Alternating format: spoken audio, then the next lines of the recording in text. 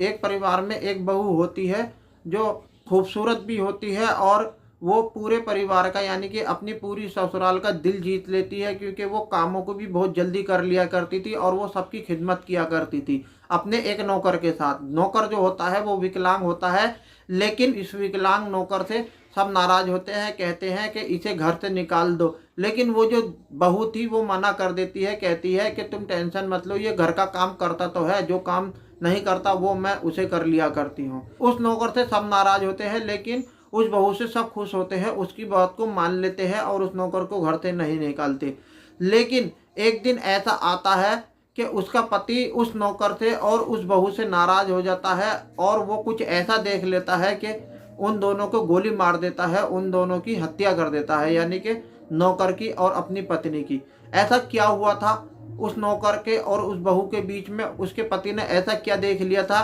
क्या उन दोनों ने किया था जो उसने अपनी पत्नी और अपने घर के नौकर की हत्या कर दी? और वो पुलिस उसे पकड़ लेती है या नहीं पकड़ती? कैसे उस कहानी का खुलासा होता है, आओ जानते हैं इस पूरी कहानी को। आदाब, नमस्कार, सत श्री अकाल। मैं लेके हाजिर हुआ हूँ फिर से आपके सामने एक अजीबोगरीब हैरत अंगेज कहानी।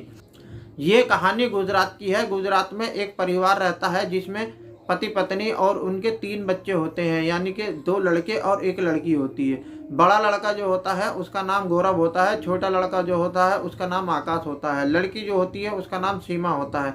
जब गौरव पढ़ाई लिखाई करने के बाद नौकरी करने लगता है, यानी कि एक हीरे की कंपनी में उसे सुपरवाइजर की नौकरी मिल जाती है, तब उसके माँ बाप उसके लिए एक रिश्ता ढूंढने लगते हैं। एक रिश्ता मिल जाता है जिसमें एक लड़की होती है जिसका नाम वैशाली होता है। वैशाली देखने में बहुत ही ज़्यादा खूबसूरत होती है और वो गौरव के घर वालों को पसंद आ जाती है। फिर उन दोनों की शादी कर दी जाती है। वैशाली दुल्हन बन के अपने पति के घर आ जाती है और वो हंसी खुशी अपनी ससुराल का दिल जीत लेती है और गौरव के परिवार की वो बहुत ज़्यादा सेवा करती है। और उस परिवार में एक नौकर होता है जिसका नाम अजय होता है, वो विकलांग नौकर होता है। उस विकलांग नौकर से घर वाले खुश नहीं रहा करते थे, क्योंकि वो नौकर कामकाज धीरे धीरे किया करता था, क्योंकि वो विकलांग होता है। घर वाले चाहते थे कि इस नौकर की जगह हमें दूसरा नौकर रख लेना चाहिए। वैशाली अपने सास ससुर यानी कि अपने ससुराल वालों से कहती है, किसी की रोजी रोटी पे लात नहीं मारनी चाहिए, ये नौकर हमारे घर से रोजी रोटी पा रहा है तो पाने दो, जो काम इससे नहीं होता वो मैं कर लेती हूँ। वैशाली अपने ससुराल वालों को संतुष्ट कर देती है। वो अजय को घर से नहीं निकालते, यानी कि उस नौकर को घर से नहीं निकालते, और वो नौकर और वैशाली दोनों जब किचन में काम किया करते थे तो वो आपस में बात भी कर लिया करते थे। वैशाली देखने में बहुत खूबसूरत थी, उसका शरीर भी बहुत ज़बरदस्त था, तो अजय की निगाह अक्सर वैशाली के शरीर पर ठहर जाया करती थी। तब वैशाली उसकी तरफ देख के कहा करती थी कि तुम मुझे ऐसी निगाहों से क्यों देखते हो? तब अजय कहता था, यानी कि नौकर कहता था कि नहीं, मैं तो बस ऐसे ही तुम्हारी तरफ देखता रहता हूँ, मैं सोचता हूँ कि तुम कितनी अच्छी हो, कितनी दयालु हो। मुझे इस घर वाले निकालने के लिए कह रहे थे, लेकिन तुमने मुझे नहीं निकलने दिया इस घर से। तो वैशाली हंस के उसकी बात को टाल देती है। एक दिन वैशाली और अजय बहुत अच्छी डिश बनाते हैं, बहुत अच्छा खाना बनाते हैं। घर वाले खाना खा लेते हैं, तब वैशाली चिन्माती है, देखती है तो अजय झूठे बर्तन धो रहा था। तब वैशाली उसके पास आती है और उसकी तरफ देखती है और उससे कहती है कि मुझे तुमसे कुछ बात करनी है, रात के 12 बजे तुम मेरे कमरे में चले आना। ये बात सुन के अजय का दिल खुश हो जाता है। वो सोचने लगता है कि बिन मांगे मुझे मुराद मिल रही है, मेरी मतलब की बात होने वाली है। वो खुश हो जाता है। वैशाली वहाँ से चली आती है और अजय भी अपना काम धाम निपटा के अपने क्वार्टर में चला जाता है। जब रात के 12 बज जाते हैं, सब सो जाते हैं, वैशाली के कमरे पे खटखट होती है तो वो अपना कमरा खोल देती है।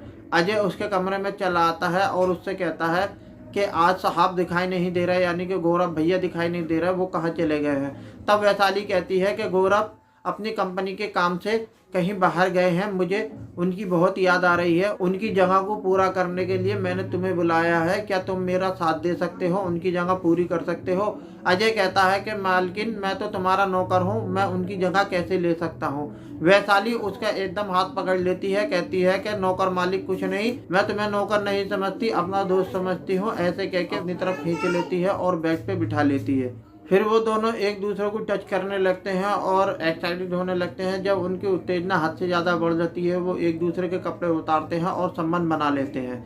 वो पूरी रात 2-3 बार संबंध बनाते हैं, फिर अजय अपने कमरे में जाके सो जाता है और वैशाली वहीं सो जाती है। अब वो दोनों बहुत ज़्यादा खुश थे। उन्हें महसूस होता है जब जब गौरव नहीं होगा तब तब हम अपने शरीर की ज़रूरतों को पूरा करेंगे। अब उनकी ज़िंदगी ऐसे ही कटती चली जाती है। वो ऐसे ही अपनी ज़िंदगी के मज़े ले रहे थे। वैशाली और गौरव की शादी को हुए हुए 3 से 4 महीने हो जाते हैं तो वैशाली प्रेग्नेंट हो जाती है। ये बात पूरे परिवार में खुशी का माहौल ला देती है, यानी कि उस परिवार में खुश हो जाते हैं सब कि हमारी बहू प्रेग्नेंट हो गई है, अब इस घर में बच्चा आने वाला है। लेकिन जब ये बात गौरव तक पहुंचती है, गौरव को शौक लग जाता है, वो हैरान हो जाता है, वो सोचने लगता है कि मेरी पत्नी वैशाली कैसे प्रेग्नेंट हो जाती है। चौंक जाता है। वो सोचता है कि मेरी पत्नी किसी और से भी संबंध बना रही है, मेरी पत्नी प्रेग्नेंट नहीं हो सकती। वो वैशाली पे निगाह रखने लगता है और सोचने लगता है कि मैं कैसे पता लगाऊं कि ये कैसे प्रेग्नेंट हो गई है। वो अपनी पत्नी पे निगरानी करने लगा था, यानी कि उस पर वो देखने लगा था कि वो किसके साथ संबंध बनाती है, लेकिन उसका कुछ पता नहीं लग रहा था। वो मार्केट से एक हिडन कैमरा लाता है, यानी कि छोटा सा एक ऐसा कैमरा लाता है जो वो अपने एक कमरे में लगा देता है छुपा के, और वो अपने काम से बाहर चला जाता है कंपनी के काम बताकर। अब मालती अपने बॉयफ्रेंड यानी कि अपने नौकर अजय को अपने कमरे में बुलाती है और फिर से उसके साथ संबंध बनाती है। ये सारी रिकॉर्डिंग हो जाती है उस कैमरे में। जब गौरव अगले दिन घर आता है और उस कैमरे को चेक करता है, पता लगता है कि मालती अपने नौकर यानी कि अजय के साथ संबंध बना रही है। तब गौरव को बहुत ज़्यादा गुस्सा आता है और वो सोचता है कि मैं अब क्या करूं। उसका गुस्सा हद से ज़्यादा बढ़ जाता है। वो उन दोनों से इंतकाम लेने के लिए प्लानिंग करने लगता है। वो सोचने लगता है कि मैं इन दोनों को कैसे मारूं, इनसे कैसे इंतकाम लूं। अब वो सोचता है कि मैं इन दोनों को एक साथ मारूंगा जब ये एक साथ कमरे में होंगे। तब वो अगले दिन भी अपने घर में कहता है कि मैं कंपनी के काम से बाहर जा रहा हूँ। ऐसे कह के वो घर से निकल जाता है। जब वो घर से निकलता है तब मालती रात को अजय को अपने कमरे में फिर से बुला लेती है और उसके साथ संबंध बनाने लगती है। तभी गौरव अपने घर वापस आ जाता है, क्योंकि वो कहीं बाहर नहीं गया था, वो तो बस ऐसे ही इधर उधर हो गया था उन्हें पकड़ने के लिए। जब वो अपने कमरे पर आता है, अपने कमरे का दरवाज़ा खटखटाता है, तब मालती और अजय चूक जाते हैं और हैरान हो जाते हैं कि इतनी रात को कौन आया है।